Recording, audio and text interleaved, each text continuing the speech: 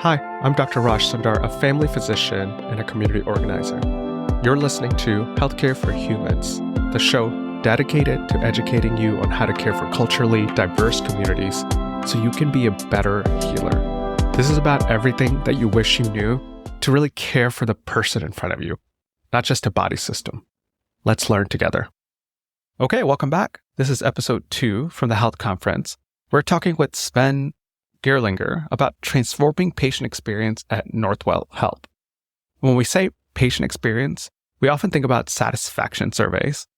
You've all have gotten those before after going to healthcare, or someone's ranked you on it because you provided care.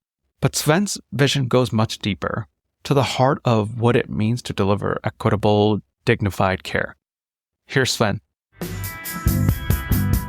All right, Sven, thanks for coming on the podcast. I would love to talk to you about health equity with patient experience. What does health equity and patient experience mean to you? I think that equity is a huge part of patient experience because patient experience is personal. It is personal to the person that receives care. And if we don't give equitable care, then they don't have a great experience. Yeah, I thought I would start out with the easy question. I'm still a practicing physician, and I just know that sometimes when we're talking about experience, because often smaller communities, immigrant refugees, they're a lower percentage of the bigger population. So when we're thinking about how do we improve patient experience, their voices aren't as loud or important because there's a smaller subset. How do you ensure those voices are centered when you're looking at all the data and thinking of what should my organization do? First of all, you have to be able to segment the data, right? So that you actually have the ability to look at those populations. And that starts with the data collection. And I think that's what, as an industry, we need to do a better job. I think also, depending on the population, they respond differently to surveys. They may not want to fill out the surveys. You got to find a different way to do that. And you can't just use one, what I call listening post to do that. So surveys are not the be all end all. For populations like that, I think it's important to do more in-depth research, to do focus groups, to sit down with them, to open them up. And then you get a better feel for what's really important to them. And I can give you one example. We have done research before where we actually didn't bring people to a facility to listen to them. We went to their homes and had a conversation with them in their homes. I remember distinctly because I went on some of those interviews where we sat with a single mom of 5 kids from a West African country. She didn't speak English very well.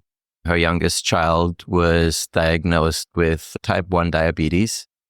And she talked about how difficult it was for her not just to seek medical care. She had to have a friend drive her to the medical appointments because it would have taken 2 hours to take a bus to get to our clinic.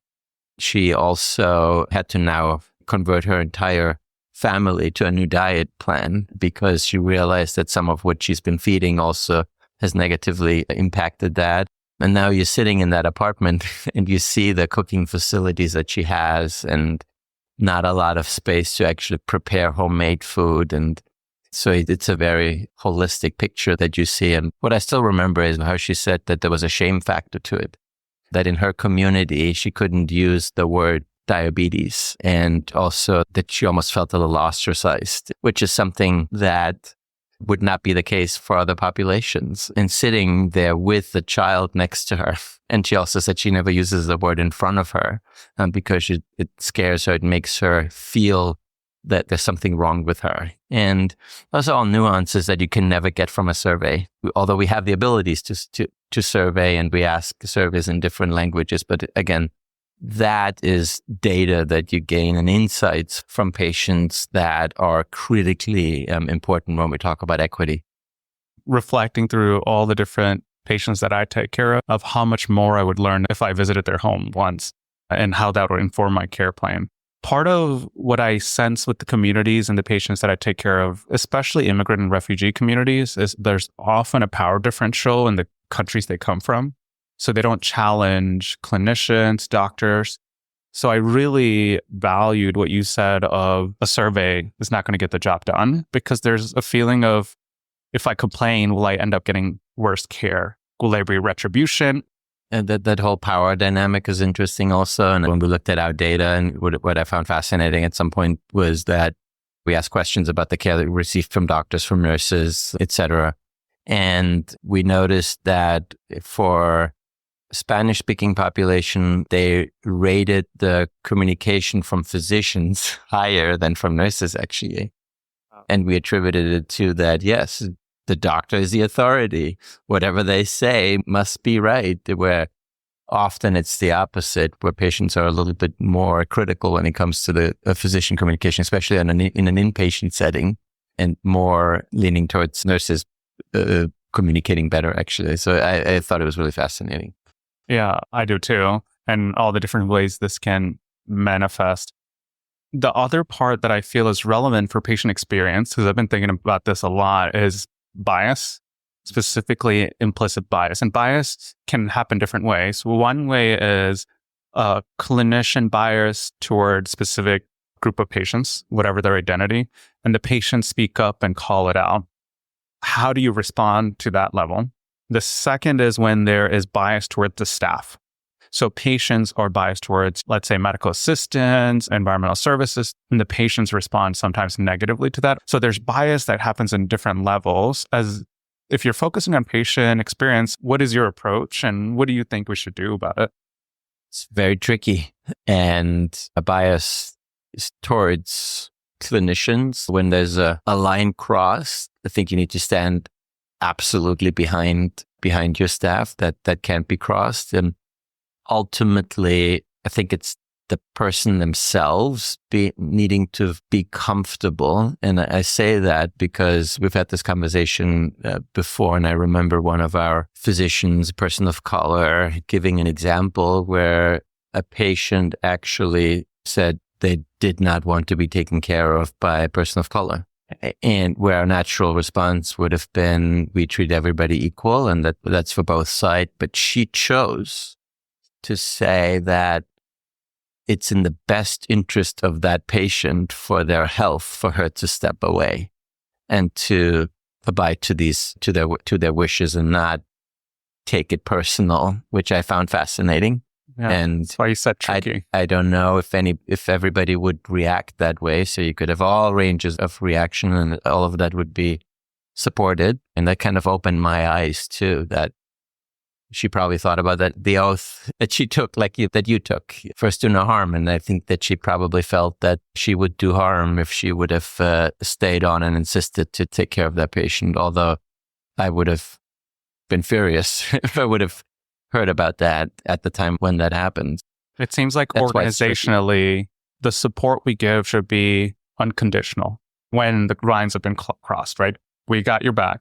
This is unacceptable. Everybody gets treated equally. And then you make room for the individual to respond in the way that feels comfortable to them. And that could be a whole range. Exactly. Right? She chose to do that. What about when patients complain of bias towards them from care they're getting? And often I see this in misdiagnosis.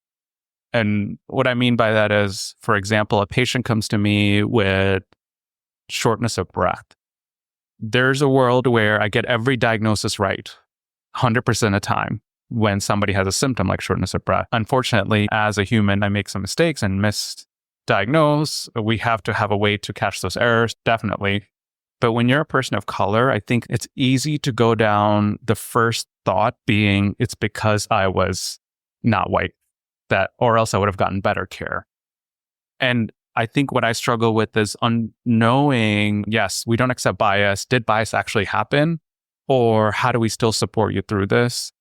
I think if you genuinely respond to that, and I think you just said you have to investigate to see if bias really happened, although in the eyes of that patient, it's not even the right word. Doesn't matter what you say, they still perceive it as bias. And by how you respond, I think is critical, and how you navigate through that so that you regain that trust again throughout the process when people can figure out if you're genuine or not, and to try to get that back on the right path. And in the end, it's making sure that we do the right thing for that individual. But if they feel that happened, then you absolutely have to take it seriously.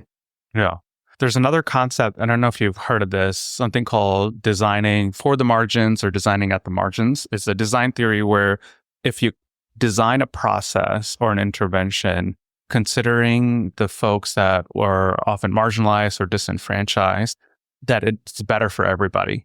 That if you create the parking lot and the entrance to the building that's accessible for folks who are disabled, then it's actually more accessible for everyone. I've been thinking about that a lot. Does that resonate with you anyway? And like when you're designing experience, because now I'm thinking about that story of that mom who had 5 kids. What would be the best experience? The best experience is if she wants to have visits for all of her kids as a family visit. Can you actually schedule that reliably? Or we say, we have an appointment at 4:20 today. In 2 weeks, we have one at 3:20. The other kid should come in 4 weeks. Or is there a way that we create an experience for her? Just one specific thing of can we approach some of our experience problems like that? So then everybody benefits. Wholeheartedly believe that is the case. And that's a great example with that mom. Yes, of course, everybody would benefit from that. And you just have to also make sure that it's feasible to do that. Can we do that so that it's not then, if that were to happen, that everybody would bring their kids to a family appointment that may have then adverse impacts. So you have to make sure that, I guess you find that sweet spot that works for everybody then. Yeah. We often think of experience as how do you incorporate the community where people are getting care? So I'm not just thinking about this patient experience. Maybe it's also the family experience. Such an integral part of their care. I think in general, you have to make sure that the caregivers, you have to view them as part of the experience. When we do new employee orientation every Monday, we're a big organization, so we hire 200 people. First of all, our CEO meets with them for 2 hours. Michael Dowling is amazing, does it every Monday. He's really a one of a kind. I don't know any CEO, even of smaller organizations, that takes that much time. And I get to meet them in the afternoon for 45 minutes. I talk to them about the importance of patient experience. And I actually talk about that when you see a patient in the bed, in a hospital bed, or when there's a patient in the exam room, don't just think that's the only person we're treating. There's so many others that are involved, that are part of that journey that they're going through. And that's why we've built caregiver centers at our acute care facilities that give resources to the caregivers, making sure that we don't forget about that for exactly the reasons that you stated. And then looking at that through the equity lens, you have to make sure that those resources are customized to their needs, to their communities, to their population. And so the resources that we have in our caregiver center on the South Shore of Long Island, where 50% of the population is Spanish speaking, we can't just have all these resources available in English. And then at Queens, we have one of the most diverse places in the United States, if not the world, 160 different languages spoken. You have to be very nuanced to that as well, and take each cultural consideration, language consideration seriously in the care, not just for the patient, but also for the caregiver. Any final thoughts? Glad that you take this topic on because it is so important, and we can't make advances in healthcare if we don't have the lens of equity. And so I applaud you for having this very human podcast at a tech conference. I know. Bring it. It's so old school. No AI, humans. It's maybe the opposite of what's happening here. Didn't use the word AI one time. Appreciate you. And then where can people find you? They can find me on LinkedIn. As always, thank you for listening to Healthcare for Humans. If you've found any value in this podcast, I have 2 quick requests. 1, please leave a review in the podcast app that you're listening to my voice in right now. It really helps others discover the show. 2, share this episode with anyone who you think might benefit from it. For easy access to all our episodes and to support the podcast, visit www.healthcareforhumans.org. There you'll find our content clearly organized by topics, countries, themes, to help you choose what to listen to next. Until next time, this is Dr. Raj Sundar, reminding you that culturally responsive care leads to better patient outcomes. See you again soon.